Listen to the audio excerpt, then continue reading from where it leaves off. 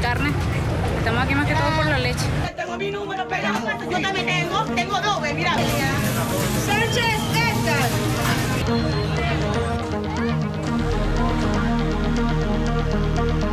No tengo aceite, no tengo harina, no tengo papel sanitario, no tengo crema dental. Tengo que venir por los que va mañana.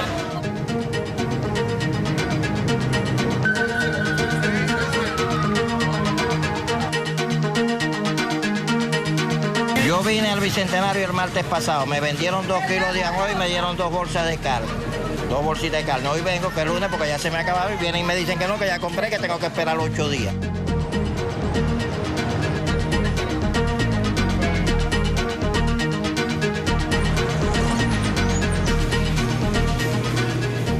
En Venezuela, la organización Provea presentó su informe anual sobre los indicadores del 2014. Los datos afirman que la pobreza se incrementó respecto al año 2013 y afirmaron además que si la tendencia se va a mantener, para finales de 2015 se tendrían las mismas personas pobres que en el 2000, es decir, 10.954.595 personas en estado de pobreza. Según la organización Provea, en Venezuela los indicadores socioeconómicos como la inflación, escasez de productos, estancamiento del empleo, reducción de recursos para las misiones, deterioro del Servicio Público Nacional de Salud y la caída en el ritmo de construcción de viviendas contribuyeron a empeorar la situación de los venezolanos en el año 2014, lo que incrementó la pobreza en el país.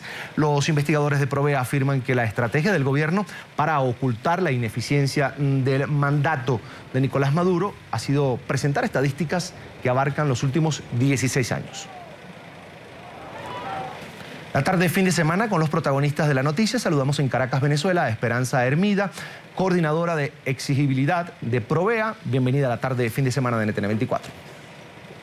Muy buenas tardes, muchísimas gracias por la oportunidad de conversar acerca de este tema y muchos saludos a Colombia y a quienes siguen su prestigioso programa. Bienvenida. Y quiero comenzar preguntándole cómo obtuvieron los datos de este informe, cuáles son los indicadores oficiales que manejaron, se hicieron una encuesta. Háblenos un poco de cómo recabaron este dato que habla de la pobreza y que se ha elevado en Venezuela. Principalmente Provea trabaja desde hace 26 años con la memoria y cuenta de los organismos públicos que ejecutan las políticas de carácter social, de manera tal que nuestra información surge de la contrastación de cifras oficiales en primer lugar con la información que se monitorea a través de los medios de comunicación. Nosotros registramos la cifra del año 2013 como arranque de nuestros parámetros de comparación en el año 2014 y posteriormente seguimos haciendo el monitoreo de la situación con respecto a los indicadores en materia de alimentación, en materia de salud, en materia de vivienda, en materia de seguridad social y la caída que sufrió el empleo decente, el empleo digno.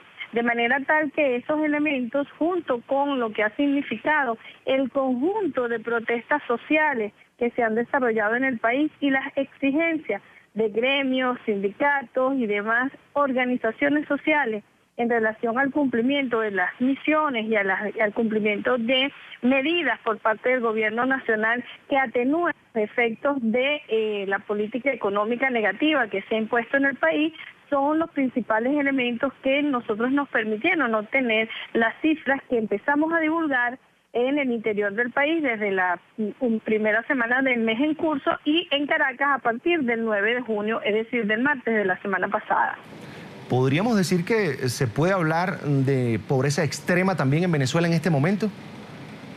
El tema con relación a la pobreza viene determinado por dos elementos fundamentales. En primer lugar, el alza que ha tenido la canasta de alimentos básica, que ha incrementado su costo en el último año en un 102% para acumular con respecto a los 3-4 años anteriores un 727%. Este es un primer elemento que está allí y que es clave a la hora de monitorear la situación de pobreza. En segundo lugar, tenemos la caída drástica del acceso colapso en materia de salud. En este país, lamentablemente, el sistema público de salud no tiene capacidad para atender a la población, y adicionalmente se ha venido produciendo el fenómeno de que los casi 3 millones de empleados del sector público, junto con sus familiares, han migrado a la atención dentro del sistema privado de salud, lo que ha contribuido a su colapso también.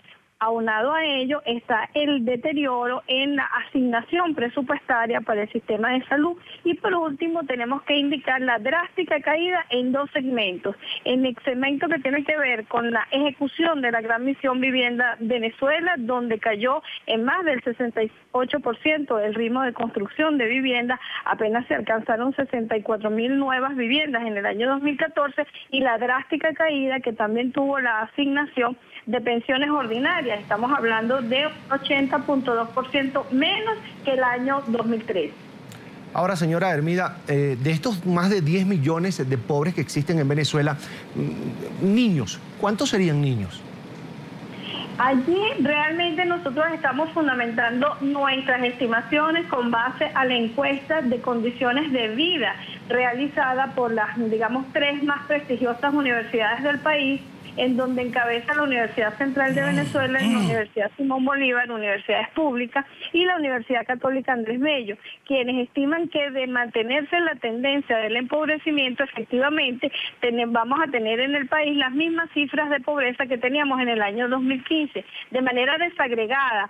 Digamos, las cantidades con relación a la infancia, a la adolescencia, es verdaderamente impresionante, porque estaríamos hablando alrededor del 20% de la población en ese grupo etario, y con el agravante de que ha crecido, según cifras de la CEPAL, del 29% al 32% la pobreza general en el país, y se ha incrementado en un 2.7% la tasa de indigencia, es decir, el circuito más extremo de pobreza en las principales ciudades del país. Hablamos de Caracas, Valencia, Barquisimeto, los estados andinos y algunos estados del oriente del país. Esas son cifras que indiscutiblemente, aunadas a la caída de lo que representa, digamos, los ingresos petroleros y el excesivo impuesto que pagamos todos los venezolanos por concepto del valor agregado, el IVA, como se conoce en nuestro país, contribuye efectivamente a incrementar la pobreza, junto con la pérdida absoluta del poder adquisitivo del salario, que dejó de ser hace mucho tiempo el más alto de Latinoamérica. Y para hablar del salario mínimo venezolano, por ejemplo, en términos concretos de dólares, en Venezuela no se alcanza a los 23, 24 dólares mensuales por vía del salario mínimo nacional. Señora Hermida, ¿cómo está esa relación del salario mínimo frente a lo que cuesta vivir, comer, sobrevivir en Venezuela? En concreto, para poder adquirir la canasta alimentaria normativa, CAN, se requieren alrededor de 5 salarios mínimos en Venezuela, y la mayor parte de la población laboral está devengando salarios mínimos, porque aquí no se discuten contrataciones colectivas, principalmente en el sector público, en el sector de los docentes universitarios, en el sector del Poder Judicial, en los, digamos, institutos autónomos. Ninguno de esos sectores que tiene y agrupa la mayor población laboral del país no se discute contratación colectiva desde el año 2008, desde el año 2010, desde el año 2012. A ello hay que agregar adicionalmente la situación del desabastecimiento, que encarece de una manera vertiginosa los productos, porque al no existir se ha creado una situación de personas que comercializan de manera totalmente ilegal los productos de la canasta alimentaria normativa, incrementando su costo en un 20-30%, lo que ni siquiera pues soporta el poder adquisitivo de este depauperado salario. No se puede adquirir un producto que usted compraba en 5 o 10 bolívares hace 3 años, pues ahora lo consigue alrededor de 1.500, 2.000 bolívares, para no hablar muy lejos. La leche para los bebés, el café, la harina con la que se hacen las arepas, el arroz, la mantequilla, la pasta, la carne se ha incrementado en un 200%. Son alimentos que no solamente están carísimos, sino que además no se consiguen, y cuando se consiguen hay que pagar el precio que la persona que los está comercializando le pone y que el gobierno tampoco controla. Bien, quiero agradecer a Esperanza Hermida, coordinadora de exigibilidad de Provea, por estar con nosotros esta tarde aquí en NTN 24.